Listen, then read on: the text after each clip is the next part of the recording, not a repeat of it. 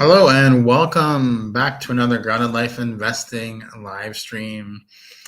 I am coming to you live tonight from Thailand, and we're going to talk about some dividend stocks, the overall market, all kinds of different things.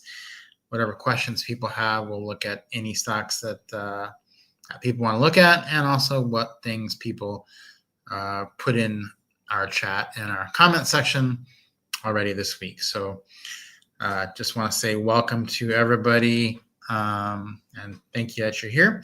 Hey, David. Hey, Tom. Welcome. Glad to have you here. It's good to have everybody back and just talk about another week of investing and what's going on. End of the year. Hey, Ted. Yeah, it is good morning for you. I keep saying good evening. It is 1 a.m. here. So, yeah, Friday was terrible. You know what, David? I didn't even look at the market on Friday at all. I just woke up on Saturday and I could not believe what I saw. Everything was pretty bad except for my gold shares. So yeah, I do stay up late, Ted. I'm the night owl. We don't normally go to bed at the same time because that way we both have a little bit of quiet time in the house. So I usually stay up late. She usually wakes up a little bit early. And one of the reasons I started staying up late, because we're in Thailand, so it's 12 hours difference than New York, is partly because of the markets, because the markets close at 4 a.m. this time. I don't stay up till 4, but I do look at some of the afternoon trading sometimes. I don't want to miss that sometimes. So that's one reason. A lot of other reasons. I end up getting sucked in because of like college football or the NFL. Those games start at midnight or 1 a.m. here. So I end up watching a little bit of that. And then on the weekdays, I watch a little bit of the market. And that's all that. So, yeah. So if you have questions or stocks that you want to talk about or have me talk about or give me your opinion on, feel free to put those in the chat as well. So David's saying, yeah, low volume for the next couple of weeks. Be aware of that. Could be a crapshoot. Could go up very big or very down. Yeah, I did notice. I have noticed that, Ted. And one thing that was crazy to me was when we were back in the markets in 2020. And I know you remember this because I know you're a professional. But those days in 2020 when the market actually triggered the stops, and do you guys all remember that when the market came down so quickly that it just stopped trading, halted, and it was something like one of those days I was basically asleep for all that, and then probably was fortunate because it made me not do something drastic. Not that I probably would have, but it was interesting that I at least like to keep an eye on it now, even though I'm in a completely opposite time zone. So I don't like going like a day or two without seeing it. So I do stay up late to watch it. Yeah, that was a crazy time though. We did have some insight into that though, because we were in Thailand and we kind of had some insight into what was causing that, and because the news was here first. So that was very interesting. Yeah, circuit breakers. So I did want to bring up something. I do have a screen to share here. I'm going to show on the fast graphs chart. Last week I was saying that it wasn't easy to put an ETF in there, and someone was asking about the overall market, if the overall market was over or undervalued compared to history. You can put in the SPY though. You can't put in ETF, but you can put in SPY. So I'm gonna show that one here to you. And let's see, I gotta get the right chart up here. But yeah, it's kind of interesting.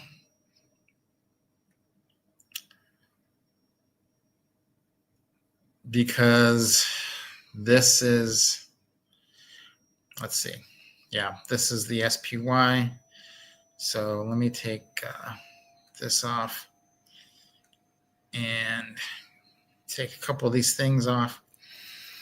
So what you can see by this is S&P 500. This here is where it is today. It is pretty much at the peak of the valuation of what it's ever been. And that's a little bit concerning. I'm not overly concerned, but it's a little bit concerning that the last two times you can see here, it's kind of done the same little pattern, and then it's gone up and down and up. And so it would tell you that eventually it'll revert back to the blue line, but it may not be this year. You never know. But it is definitely overvalued. So what that means to me is it is a challenge. Almost everything you look at is going to be overvalued versus undervalued. So it's a challenge to find things that are undervalued. And a lot of the names that you see that are undervalued are probably not that great of companies. And that's why they're undervalued, because anything that people think is good right now is pretty much going to be above the blue line here. So quick refresher, how you're reading this.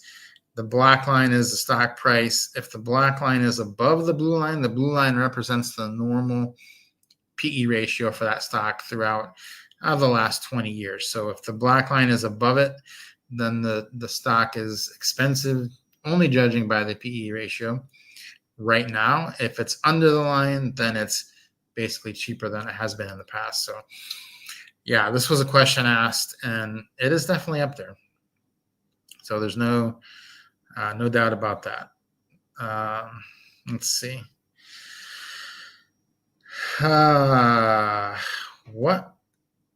What market do you? What sector do you think the markets are rotating into? Yeah, I think it's rotating into energy, healthcare, and finance. Those would be three that I think. What do you guys think? Let me know what you have to say about that. See, Ted is reading a book called The Flash Boys on High Frequency Traders. A bit of an eye opener. Interesting. We'll have to pick that, look at that, and see. David's got another one, a new trader, rich trader. Energy is actually interesting right now because energy has been up pretty good this year. I have quite a few energy, like XLU ETF. And right now it's been basically down. So the last week or so, a lot of the big energy names, like the one that kind of is the benchmark for me because it trades like a momentum stock, is VST. If it's down, it's usually down big, and it shows you that the momentum, the growth stocks are down. And you can see it's been up pretty high, and then it's starting to come back down. Of course, it had a major down point in April. And then a lot of the other ones, though, energy, like utilities that I usually like NEE, NextEra Energy, still a little bit expensive. Now, this is on 20 years. For something like this, I like to shrink it down a little bit to the last 14 years, because then you can kind of see it captures the kind of the new information that's out there. And the new information is AI and what's going to happen with energy. But I think that's actually good. This is actually like what you want to see, because if you take everything off, if you take the price off and you take just the PE, this is just the earnings, this blue line, like that's pristine, perfect. Every single year, not a single down year in the last 14 years. This is like perfect. This is the ultimate sleep well at night. So if you can find companies like this that just are only going up, that's a pretty good indication they're going to make you money in the future, especially when they're forecasted even to be going 9%. And the dividend's a little bit low for this for utility, 2.78%. So yeah, that's one I like. What do you think more specifically about nuclear power? I think nuclear power is great, but I think it's somewhat overpriced because of the hype that it got, and I think it's also 5 years away from being profitable. Like when you look at this NEE, and you can see these are actual profits, because if there weren't any profits, there'd be no blue line. This is profits, and you look at the price basically follows that. This is generally a predictable company. You can basically say you're going to make 9% plus 3%. You're going to make 12% a year on NEE if you buy it at a reasonable valuation. When you look at a company like Oklo, which is the latest nuclear company, it's super volatile, down 15%. The difference here, when you see this chart, you see this blue line? There is no blue line because there's no profits. They've never made money. So everything that you're basing your investment off is speculation and story.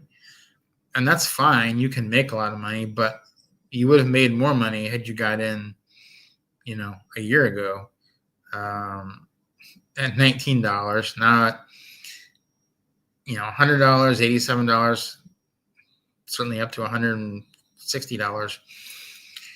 That can seem a little bit expensive, but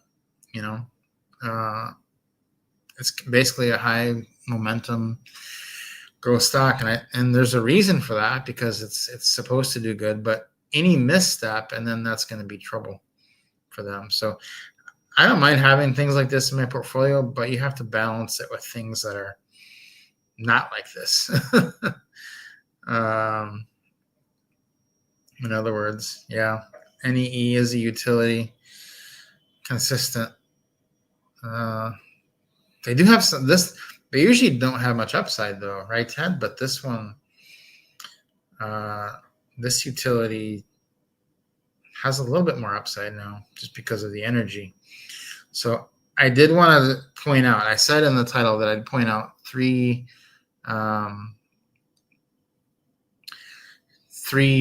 undervalued dividend stocks. Let's look at Oracle though too, Carolyn, because they were down.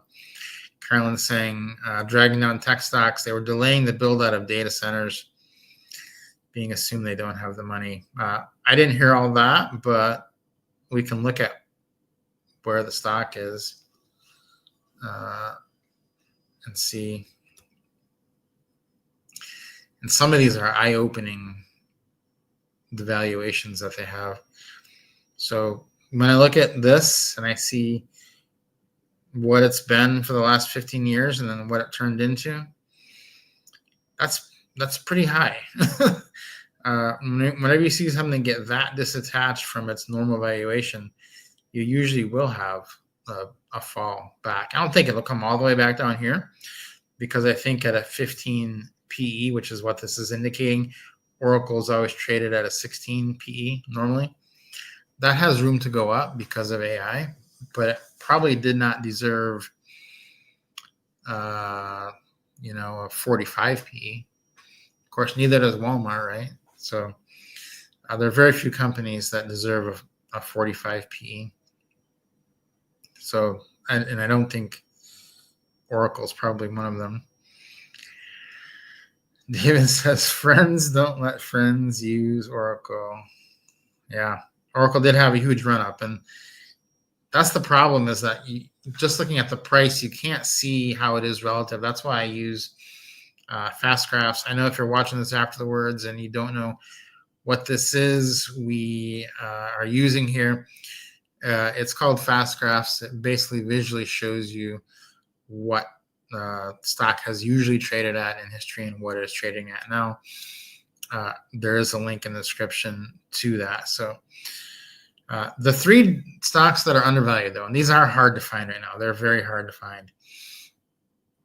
But I will show you the three that I had prepared. And then I have another question that someone asked. First one is Pepsi.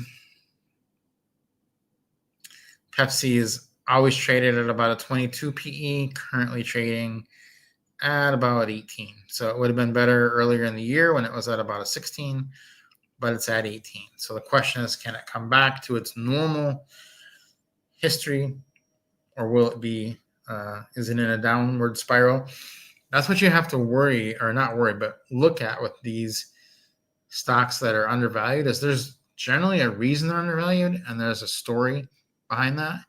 And if that story is a major problem that's not going to go away, then you shouldn't buy it. But if that story is temporary or something that can be easily explained or something that's not even true, then these are good buying opportunities. So you got to figure out what it is. The Pepsi, I imagine it has something to do with health consciousness and people getting rid of sugary drinks. But if they can bring it back to the normal levels, you'd be looking at a 45% gain if it just reverts back, and a 3.78% dividend yield. So that's one stock that is very undervalued.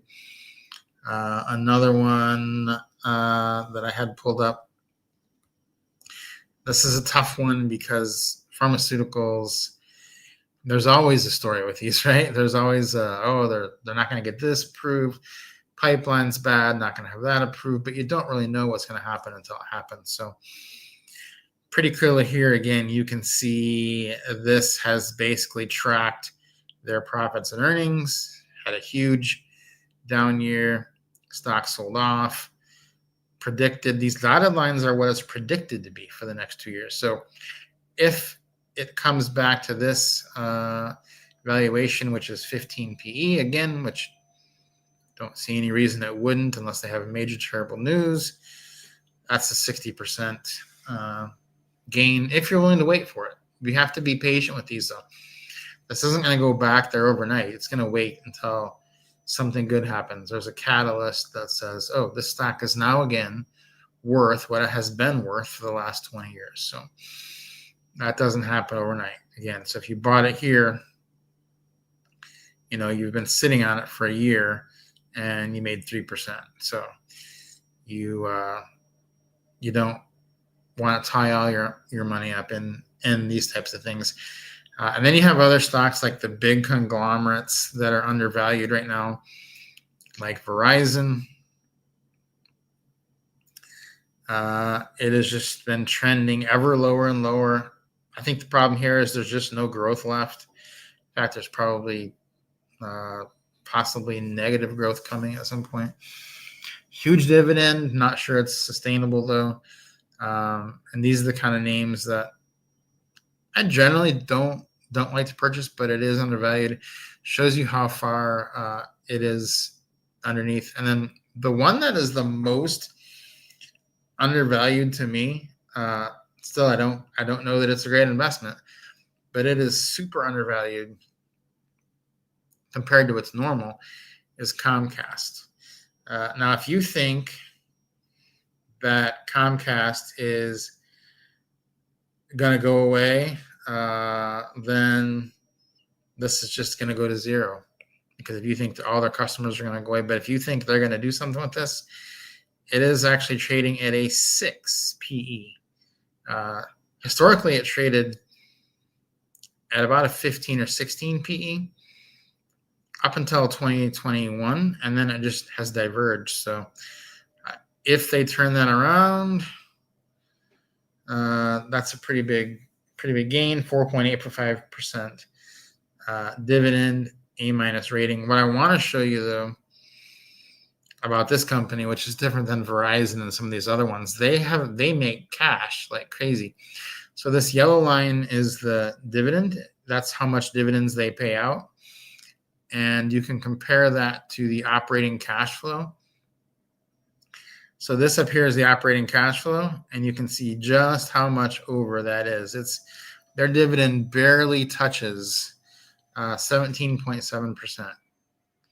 And if you look at their free cash flow, still, again, same story. So 34.8% of their free cash flow, which means that they're in no jeopardy of cutting their dividend because they could double their dividend and still pay it without a problem. Compare that to Verizon when you look at the operating cash flow of Verizon. Theirs is actually pretty good, better than I thought. 30%. And the free cash flow, not quite as good. 55% of their free cash flow is going to pay that dividend. And when you get a big dividend like that, you have to just be worried that can they cover it? Will they cut it? Because if they cut the dividend, this stock is going right into the tanker. So again, like I said, because the SPY is very high, it's very difficult to do it. David does not like Comcast at all. Looks like they need to upgrade the dividend. You mean like raise it? I think they could raise it. They should. Walmart has a high PE. There's never been a period of time where an investor would have lost money. I think that time is coming, though, very soon. Yeah, I think Walmart, we'll call up Walmart, but man, it's a high PE. I just don't see how Walmart can continue at these valuations. It's not a tech stock. So yeah, it is so far diverted from the line that if it you can see it here. We'll go back all through time. It's always traded for the last 20 years. Basically, about 10 years ago, it got a little bit above this. You could say this was, there. There are periods where you would have lost money. If you bought it here and you sold it here, you would have lost money. Now, you can say because it's at an all-time high, there's no period in time if you held it all this time, but would you have? So you could buy it today, but if it comes back down like it did here, it does tend to revert back to this blue line whenever it gets out. Look here. Whenever it gets way above, it does tend to do this, come back. It'll be a loss of 45%. Like it's pretty sticky to that line. It gets above here, and it comes down back here. It's very interesting. Even here, it gets above, and it just comes back down. So this is, to me, one of the most dangerous stocks out there. It's just 45 PE. I just think that's crazy for Walmart. I dislike Comcast as a company. They are leaving cable subscriptions in droves. So then the question is, that's the story. If they're leaving cable subscriptions in droves, which I don't doubt, then they can pull this up. The cord cutting started in like 2020, 2021. Why has their income gone up all these years? And now it's the reason it's down now is because of these 2-3% negative years. But why is it going up 7% in 2027? So, at the end of the day, it's not about the story. It's about, do they make money? How much money do they make? And how long will they continue to make money? So if they make money like this, they're a cash cow. If they continue to make money, the stock will eventually come back. But like you said, if this is the beginning of the end, then it's just going to turn into Sears. Hopefully you guys remember Sears and I didn't just date myself. Yeah, I think Ted's right there. They have the ability to charge higher prices, but the mix of what consumers want is changing. So I don't think it's I don't have any, but it's an interesting case study of what to look at. Like, what do you what are you looking at there? Let's look at some of these cruise stocks, because someone was asking last week about these. They wanted to buy the cruise stocks to get their shares, to get the onboard credit when you get on a cruise. So you need to have, I think it is 100 shares of Carnival. We did buy those back in 2021 when I think it was about $9. I imagine it's much higher now. I know NCL got down to like $4 or $5 during 2020. Yeah, so Carnival, this is another good. You can literally see it, because you all know what happened. Carnival was humming along all these years, doing actually pretty good. And then 2020 happened. And so the blue line is the profits. And you can see that for these years after 2020, there were actually no profits. And yeah, so right around in here, about $9 is when we bought it. But now they've just become profitable again. And if you look at the forecast, which is the blue dotted line, if cruising ever turns back into what it was, and there's a possibility that'll happen, you could make the assumption that it would be worth the blue line again. And so it would be going up 93% from here to there in 3 years. Now, it does give me a little pause, because I travel full time, and one more scare or one more, one news story could send this thing back down. One ship has an outbreak, some kind of problem. But actually, I'm surprised. It does look at this level, I wouldn't say it's cheap, but if we make this a little bit shorter, it's under, and those are hard to find right now. So the market is way up, but this is under. So if you wanted to buy some for the onboard credit reasoning, not a terrible idea. It would have been better, obviously, in April, but if you bought it and you were going to hold it for 5 years, and there's no downturn in the cruise sector, it'll probably do fine. Let's look at NCL. I think that was the other one people want to know. What is the ticker for NCL? I thought it was NCL.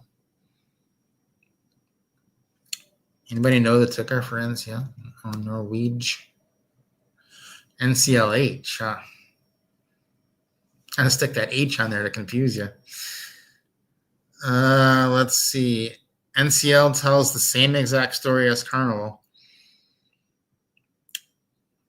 Yep. Downturn 2020. It's kind of interesting, because it's not like in here, you were buying it here in 2023 with a lot of faith, even before they were even profitable.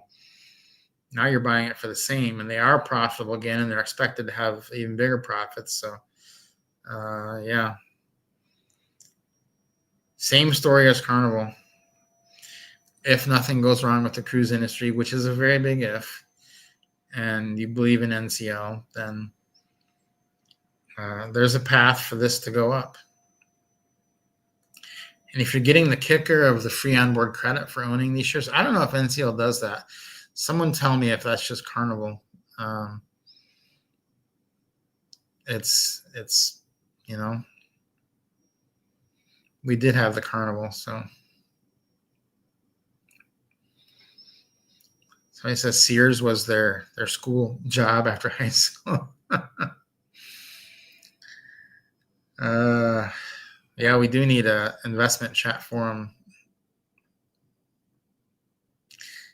It'd be great too if I could bring you guys on and talk with me, because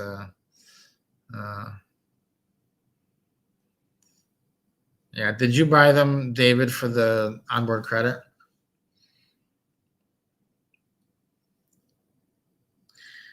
I mean, NCL is rough depending on, everything is rough or not rough where you bought it, but I did buy some of these back at, I think it was $5 back in the day in 2020. Then I sold them. several months later.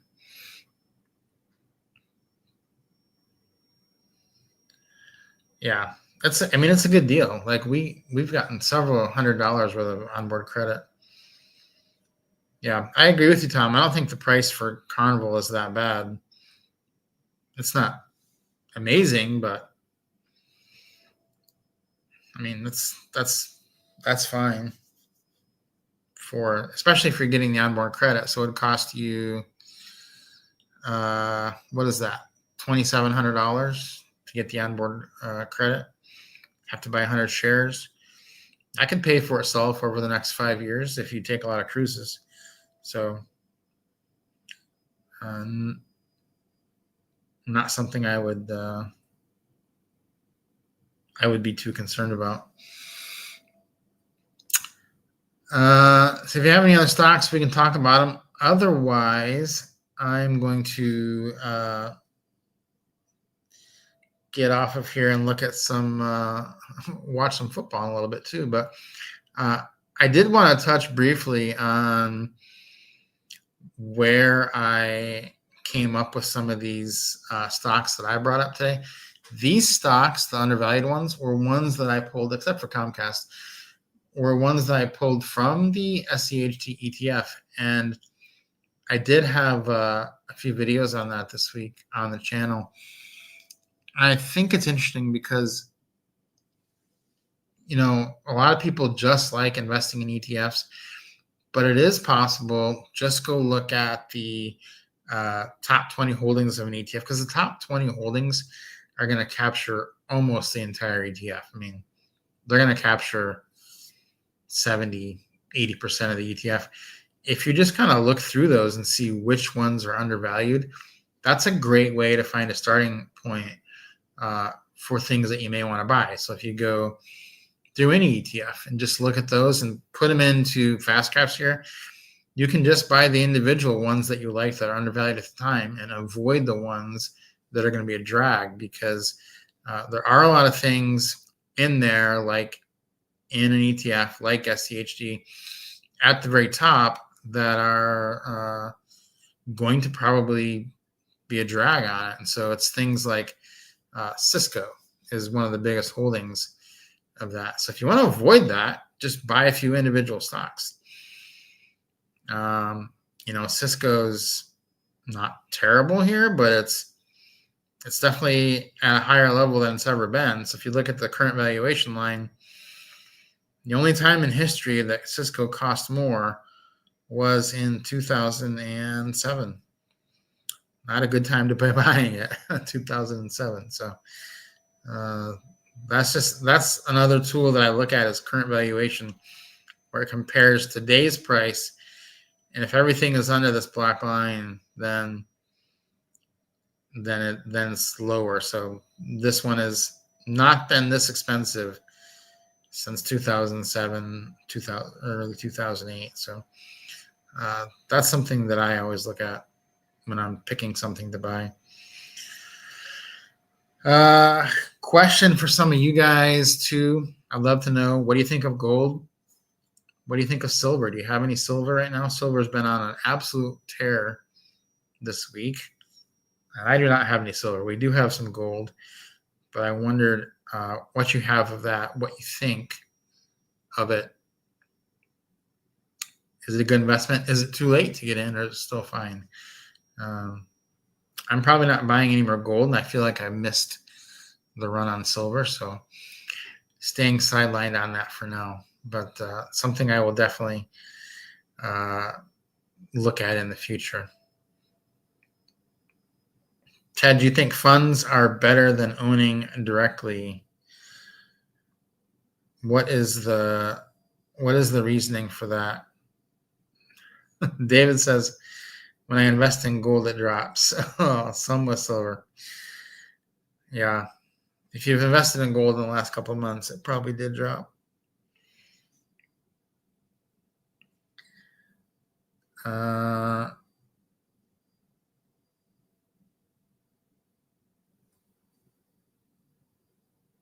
Who loves lunatic? I'm doing well day trading both gold and silver futures. Wow, good. That's great. Ted says the use of a middleman in order to buy and sell the metals is horrendous. Yeah, I looked into actually buying some physical metal, but with our lifestyle, I can't be toting around gold bars. Can you imagine? So it's just tough to do. Yeah, thanks, David. Great to talk to you today. I am probably going to have to log off here soon as well because it is 1:35 in the morning here in Thailand. Carolyn's looking at copper. I have thought about copper too, just haven't pulled the trigger. Thanks, Dave. We'll see you next time. So I think that's going to wrap it up here. Have another video out on the channel, I think, tomorrow. So keep your eye out for that. Love talking to you guys. And there will be no live stream next week. Ted, I did not get to look at that. I forgot what it was, and then I couldn't go back and find this because I can't re-see this. So I am writing this down right now as you speak so that I can look at it actually. So I'm typing it in. FAGIX. All right, I've got it down. I couldn't remember what it was, but now this time I'll have 2 weeks to look at it now. Next live stream will be December 28th. So we'll be basically closing out the markets because that'll be there's be a couple of trading days left after that. So yeah, it would be good to do that. There's not really a place in there. I could possibly make another separate community, but I'll have to think about that. Yeah, kind of agree with you, Mark. I haven't bought any for that very reason. Thanks, Carolyn. Thank you, Ted. Thanks, everybody that contributed today. We will see you 2 weeks. That's going to be after Christmas. So everybody have a great Merry Christmas. Wish you Happy New Year in 2 weeks. But enjoy your time and have a great couple of weeks, guys. All right. Good to see you. Thank you so much. Bye.